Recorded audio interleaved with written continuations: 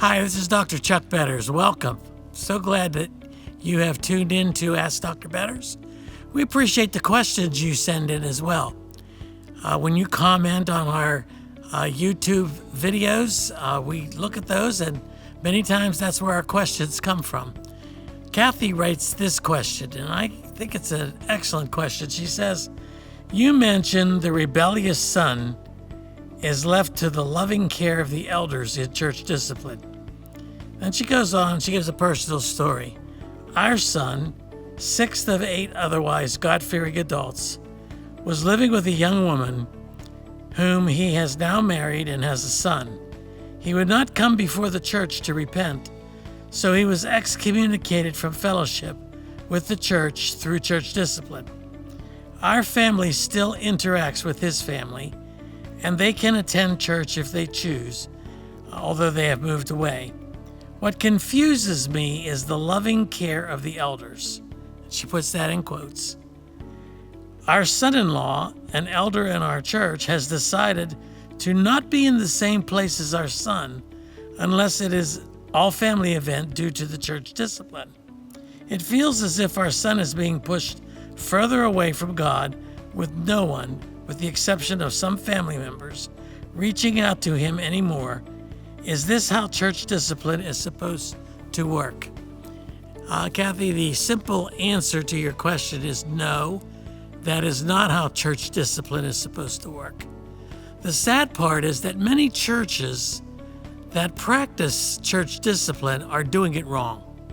They take the 1 or 2 verses out of Matthew 18, verses 15 through 17, which talks about a progression of steps that are to be taken.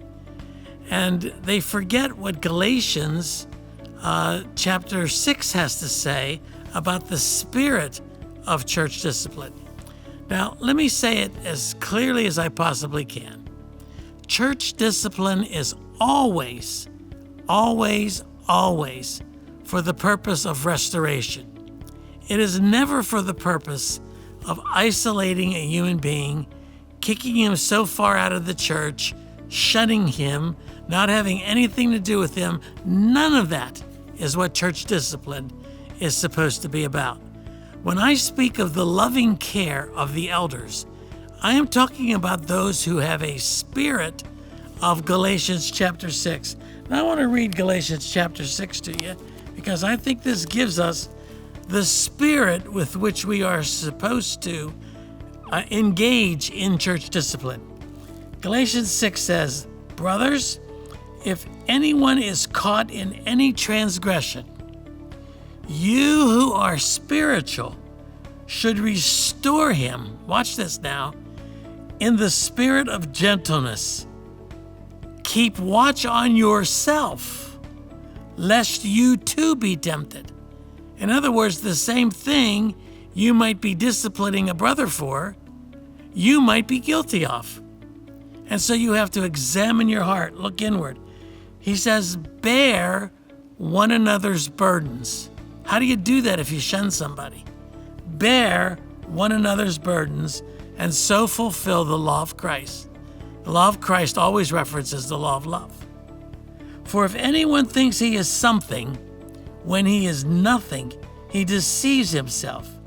But let each one test his own work, and then his reason to boast will be in himself alone and not in his neighbor, for each will have to bear his own load. Well, when we go through the process of church discipline, by the way, it is a lengthy process. You take specific steps, each one more private than the other. You go between yourself and the individual in the spirit of reconciliation, in the spirit of love, in the spirit of restoration, and you confront the individual not with a pointed finger, but with an introspection, saying, brother, I know by the grace of God I could be going the same place you are.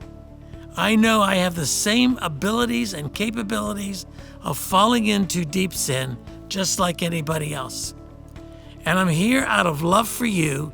I'm here out of concern for your future to confront you with the sin that I believe is going to break your relationship with Jesus Christ. And you go one-on-one, privately as possible. If that fails, then you take with you one or two other witnesses. And by the way, I believe implied in Matthew 18 is you take unbiased witnesses, those who perhaps are hearing the case for the very first time. They don't have to go into it with your preconceived ideas of his guilt or innocence. They go in it hearing for the first time so that every word might be established. And if guilt is then established and the individual still will not listen, then you take it to the church. I think in this case, it means the leadership of the church. And again, with the same spirit of Galatians 6, love, humility, bearing one another's burdens, and certainly an unwillingness to shun. If Jesus believed in shunning, what would he have done with the woman at the well? She not only had committed one adultery, but 5. She was married 5 different times, and the guy she was shacking up with at the time was not her husband either. But he went to her. He ministered to her. She sensed love in him. So here's my conclusion. Most churches do not practice church discipline with Galatians 6 in mind. They only practice it with Matthew 18, 15 through 17 in mind, the 1, 2, 3 steps. But the spirit with which they are supposed to practice church discipline, they don't do. And I believe, now I'll probably get into trouble with some for saying something like this, but I do believe that it would be better for some churches not to practice church discipline than to practice it the wrong way. So more destruction can come by practicing church discipline the wrong way. When I say committing the disciplined offender into the hands of a loving and caring body of elders, I am assuming that loving and caring body of elders is going to practice church discipline by both the spirit of Galatians 6 and the process of Matthew 18. So I believe that in your particular case, shunning of the individual is wrong. I believe that the elders have blown this, and maybe one of the more important things for them to do would be to confess that to your son and seek forgiveness from him for the failure to practice church discipline in a biblical fashion. I hope this helps.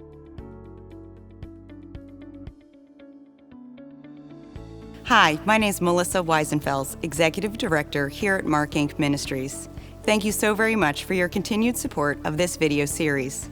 Ask Dr. Betters is not meant to be a substitute for professional counseling, but instead is designed to extract biblical principles around the questions being asked. We encourage you to seek professional counseling if needed.